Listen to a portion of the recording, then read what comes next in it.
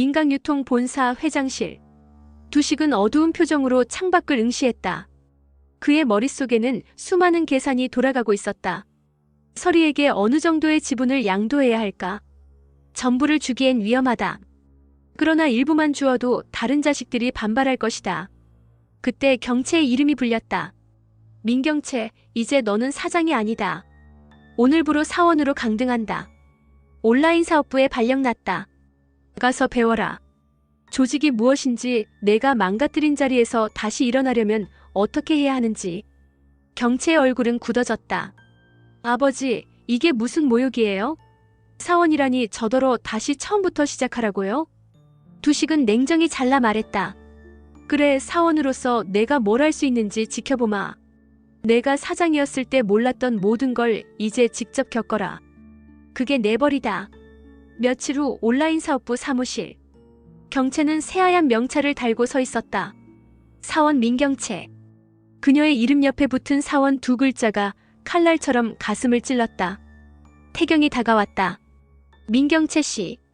여기선 이제 당신이 내 부하 직원입니다. 그러니 내 지시에 따라야 해요.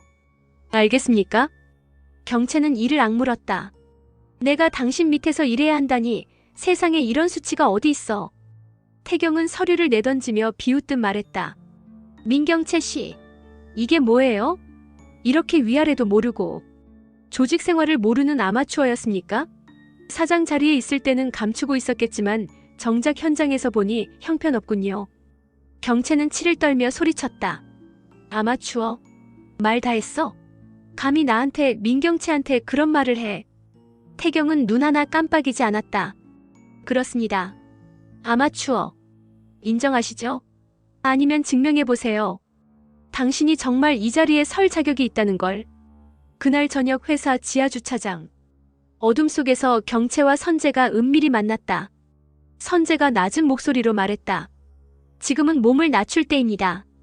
지금은 참아야 합니다.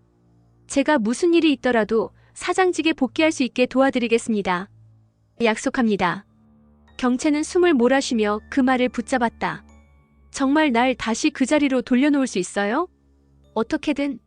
선재의 눈빛이 차갑게 번쩍였다. 정 안 되면 회장님도 법적으로 제지할 수 있습니다. 경채는 놀라며 물었다. 법적으로 제지한다고요? 그게 무슨 소리예요? 아버지를 상대로 무슨 법을 쓰겠다는 거죠? 선재는 입가에 서늘한 미소를 흘렸다. 모든 권력자는 결국 법 앞에 무너집니다. 회장님의 판단이 불안정하다. 의사결정이 정상적이지 않다. 그렇게 증명해 보이면 충분히 자격을 빼앗을 수 있죠. 치매 연기를 했다는 사실이 오히려 우리 쪽에 유리하게 작용할 수도 있습니다. 경채의 눈이 크게 뜨였다. 그럼 아버지를 법으로 끌어내릴 수도 있다는 말이군요. 그렇습니다. 이제는 가족의 다툼이 아니라 법정의 싸움이 될지도 모릅니다. 경채는 숨을 몰아쉬며 무겁게 고개를 끄덕였다. 좋아요. 끝까지 가죠. 저 여자가 서리가 내 자리를 빼앗는 꼴은 절대 못 보니까. 온라인 사업부 사무실. 경채는 출근 첫날부터 좌절의 연속이었다. 단순 발주 시스템을 입력하다가 오류를 내고 배송 일정 확인을 제때 못 맞춰 팀 전체가 곤란을 겪었다. 동료 직원들의 눈빛은 싸늘했다. 사장님 하시던 분이 왜 이러시죠? 아니, 지금은 사원이지. 괜히 잘못 얽히면 우리만 피해본다. 속삭임이 들릴 때마다 경채의 자존심은 산산이 부서졌다. 하지만 아무도 그녀를 두둔하지 않았다. 그때 태경이 다가왔다. 민경채 씨, 여기선 사원일 뿐입니다. 자리 좀 지켜주세요. 경채는 이를 악물며 대꾸했다. 내가 언젠가 다시 돌아간다는 걸 당신도 알게 될 거야. 태경은 차갑게 쏘아붙였다. 그 돌아가는 자리가 이 자리인지 사장 자리인지는 당신 하기 나름이죠. 하지만 지금은 실수투성이 아마추어일 뿐입니다. 경채의 손끝이 떨렸다. 그러나 끝내 말은 삼켰다. 그날 밤 경채는 사무실에서 홀로 남아 서류를 붙들고 있었다. 눈물이 떨어져 서류에 번졌다. 이게 내 인생이야? 아버지, 왜 이렇게까지 왜 나를 모욕하는 거예요? 그 순간 문이 열리며 선재가 들어왔다.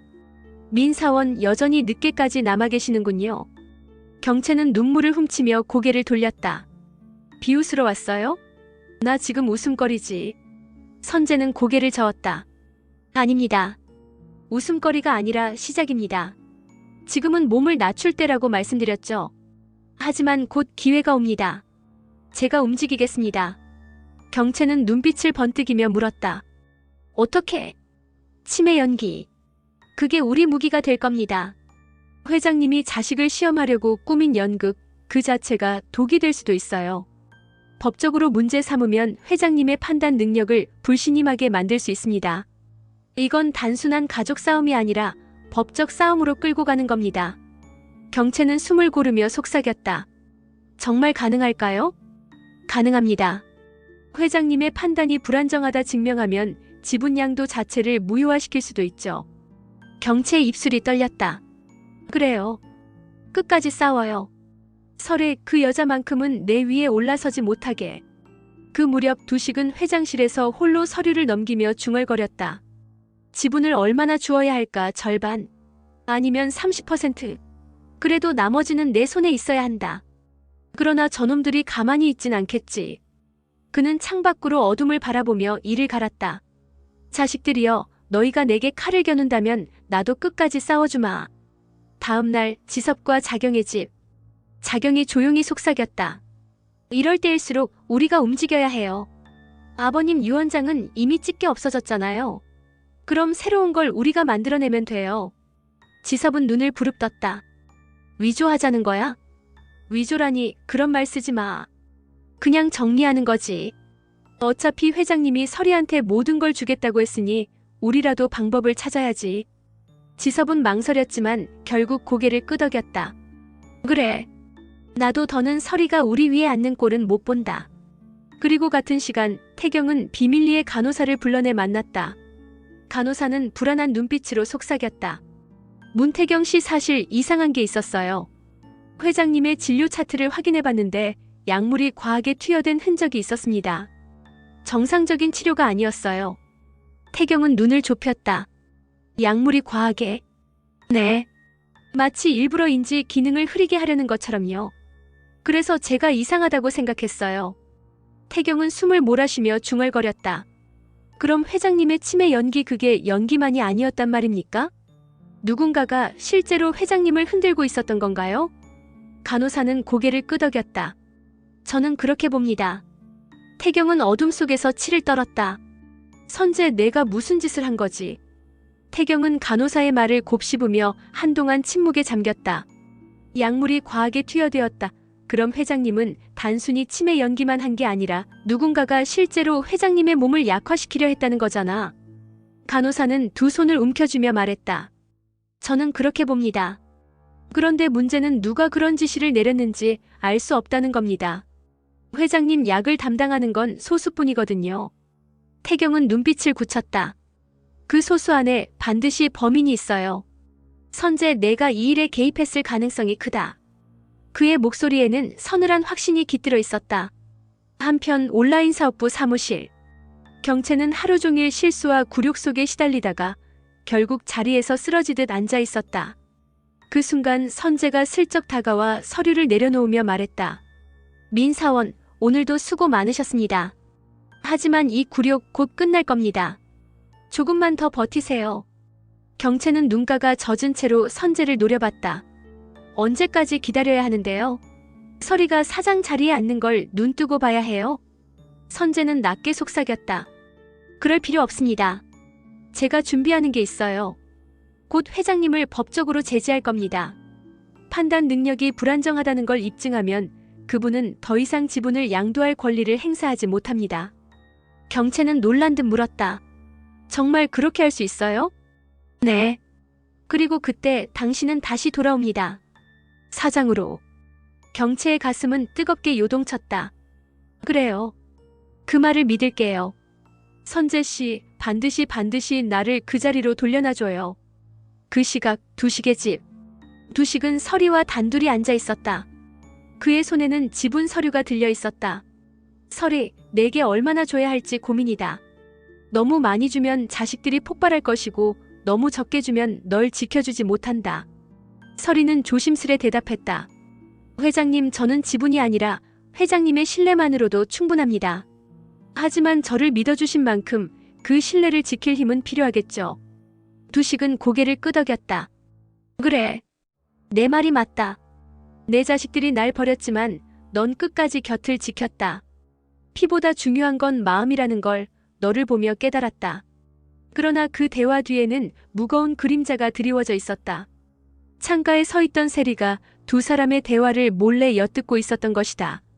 세리의 눈에는 혼란이 가득했다. 아버지가 서리에게 모든 걸 주려는 건가? 그럼 우린 뭐가 되는 거지? 언니도 오빠도 나도 다 버려지는 건가? 한편 지섭과 자경은 또다시 은밀한 계획을 세우고 있었다. 자경은 서랍에서 두꺼운 서류 뭉치를 꺼내며 속삭였다. 이게 바로 새로운 유언장 초안이에요. 아버님 서명을 위조하면 서리는 아무것도 가져갈 수 없어요. 지섭은 떨리는 손으로 그 서류를 받았다. 정말 이래도 되는 걸까? 발각되면 끝장이야. 끝장이 나는 건 우리가 가만히 있을 때예요. 선택하세요. 싸우든지 아니면 서리에게 모든 걸 내주든지. 지섭의 눈빛에 망설임이 사라졌다. 좋아. 이번엔 끝까지 가보자. 같은 시간 태경은 선재의 뒤를 조용히 추적하고 있었다. 그는 건물 뒤편 주차장에서 수상한 약봉지를 교환하는 선재의 모습을 목격했다. 태경의 심장이 요동쳤다. 역시 내가 회장님을 약물로 흔든 거였어. 그는 선재를 부르려다 멈췄다. 이 증거를 확실히 잡아야 했다. 태경은 휴대폰을 꺼내 촬영 버튼을 눌렀다. 그러나 그 순간 선재가 고개를 돌리며 태경을 발견했다. 문태경 너였군. 공기는 단숨에 날카롭게 갈라졌다. 내가 감히 날 뒤쫓아? 내가 뭘 할 수 있을 거라 생각해? 태경은 눈을 치켜올리며 대답했다. 너의 비밀 이제 곧 세상에 드러날 거다. 준비해라 선재. 선재는 서늘한 웃음을 흘렸다. 좋아. 그럼 진짜로 전쟁을 해보자. 누가 먼저 쓰러질지. 두식의 집 거실. 모든 가족이 불려 나와 앉아 있었다. 서리는 긴장된 얼굴로, 경채는 억눌린 분노로, 지섭은 굳은 표정으로, 세리는 흔들리는 눈빛으로 자리를 지켰다. 두식이 무겁게 입을 열었다. 오늘은 결정을 내리겠다. 내 지분 일부를 서리에게 양도한다. 그녀는 내가 신뢰하는 사람이다. 너희는 날 버렸지만 그녀는 버리지 않았다. 순간 방 안은 폭발했다. 경채가 벌떡 일어나 소리쳤다. 아버지. 아니 회장님. 제가 사원으로 굴욕을 당하고 있는 사이에 그 여자는 사장 자리에 앉고 지분까지 가져간다고요? 이건 모욕이에요. 지섭도 이를 갈며 외쳤다. 아버지, 제정신이세요? 저희가 아무리 부족해도 피부치보다 나은 외부인이 어디 있습니까? 두식은 천둥 같은 목소리로 대꾸했다. 피부치? 피부치가 뭐가 중요하냐? 너희는 욕심에 눈이 멀어 아비를 버렸다. 서리는 끝까지 곁을 지켰다. 그게 피보다 더 값지다. 세리는 그제야 입을 열었다. 아빠 하지만 언니 말도 틀린 건 아니에요. 우리 가족이 이렇게까지 무너져야 하나요? 경채는 세리를 향해 날카롭게 고개를 돌렸다. 너도 이제 아버지 편이야? 내 동생이 맞기나 해. 세리는 눈물을 글썽이며 고개를 숙였다. 난 그냥 무서워. 다 무너져가는 게 보여서. 그 시각 본사 뒤 주차장. 태경과 선재는 서로를 노려보며 대치하고 있었다. 태경이 한 발 다가섰다. 내가 회장님 약에 손댔지. 치매 연기를 진짜처럼 만들려고 일부러 약물을 조작했어. 선재는 눈을 치켜올리며 대꾸했다. 증거 있어? 내가 본 건 단지 약봉지를 교환하는 내 모습뿐이야. 그게 불법이라는 걸 입증할 수 있나? 충분하다. 내가 뭘 꾸미고 있는지 내가 다 밝혀내겠다. 그럼 해봐. 하지만 그 전에 내 비밀부터 세상에 드러나면 어쩔래? 내가 숨기고 있는 과거, 내가 서리 옆에 붙어있는 이유 정말 아무도 모를 거라 생각해? 순간 태경의 얼굴이 굳었다. 선재의 입가에는 섬뜩한 미소가 번졌다. 전쟁은 시작됐다. 문태경. 끝까지 버틸 자신 있나? 온라인 사업부. 경채는 또 한 번 실수로 부서를 곤란에 빠뜨리고 말았다. 동료 직원들은 고개를 저으며 한숨을 쉬었다. 그때 태경이 다가와 냉정히 말했다. 민사원, 이럴 거면 왜 회사에 남아있습니까? 차라리 떠나는 게 낫지 않겠어요? 경채의 얼굴이 붉게 달아올랐다.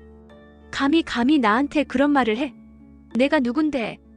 당신은 지금 그냥 사원일 뿐입니다.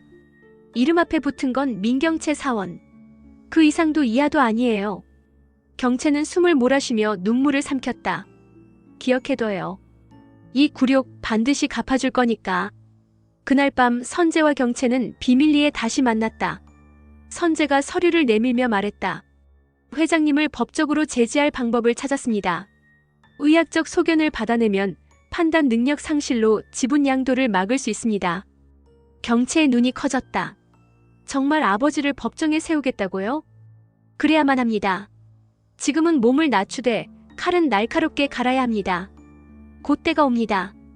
경채는 눈을 감고 결연히 고개를 끄덕였다. 좋아요. 끝까지 갑시다. 내 자리를 반드시 되찾을 거예요. 민강유통본사 대강당. 기자들과 임직원들이 빼곡히 들어찬 가운데 두식이 무거운 발걸음으로 단상에 올랐다. 서리가 옆에 서자 플래시가 연이어 터졌다. 두식의 목소리가 울려 퍼졌다. 오늘 나는 내 지분의 상당 부분을 서리에게 양도한다. 그녀는 내가 신뢰하는 사람이다. 내 자식들이 나를 버린 지금 그녀만이 내 곁을 지켰다. 이 결정은 흔들림이 없다. 장내는 술렁였다. 기자들의 질문이 쏟아졌다. 회장님, 그럼 서리 씨가 사실상 후계자가 되는 겁니까? 자녀분들의 반발은 예상하지 않으십니까? 두식은 단호히 잘라 말했다. 반발한다면 그것 또한 내가 감당하겠다. 그러나 서리를 인정하지 않는 자, 내 곁에 설 자격 없다. 무대 뒤 경채는 이를 악물며 선재에게 속삭였다. 봐요, 저 사람은 끝까지 날 무너뜨리려 해. 이대로 두면 정말 모든 걸 잃어요. 선재는 눈빛을 빛내며 대꾸했다. 걱정 마세요. 이미 준비해뒀습니다. 법적 대응 절차 곧 시작됩니다. 회장님의 판단 능력을 문제 삼아 이 지분 양도는 무효로 만들 겁니다. 경채의 눈동자가 번쩍였다. 드디어 시작이군요. 그 시각 태경은 어둠 속에서 서류를 쥐고 있었다. 간호사가 건넨 약물 기록, 투여 내역, 의심스러운 처방전까지. 그는 낮게 중얼거렸다. 이 증거만 있으면 선재, 넌 끝이다. 그러나 그 순간 선재가 나타났다. 문태경. 내가 뭘 들고 있는지 다 알고 있다. 태경은 한치도 물러서지 않았다. 이제 끝났어. 회장님을 뒤흔든 건 너였지. 약물을 조작해 치매 연기를 진짜처럼 보이게 만든 장본인 바로 너야. 선재는 비웃듯 대꾸했다. 증거? 그게 법정에서 살아남을 거라 생각해? 오히려 내가 불법으로 자료를 빼냈다는 걸 문제 삼을 수도 있지. 해봐라. 하지만 내 죄는 감출 수 없다. 두 사람의 대치는 마치 칼날이 맞부딪히는 듯한 긴장으로 얼어붙었다. 그 무렵 세리는 복도 한쪽에 숨어 울고 있었다. 그녀의 귓가에는 두식과 서리의 기자회견 목소리가 아직도 맴돌았다. 서리에게 지분을 준다 우리 가족은 버려졌다. 세리는 스스로에게 중얼거렸다. 아빠는 왜 이렇게까지 하는 거야? 언니도 오빠도 다 무너지고 있는데. 그때 경채가 다가왔다. 세리, 넌 내 편이 돼야 해. 아빠가 날 버렸잖아. 내 언니를 도와야지.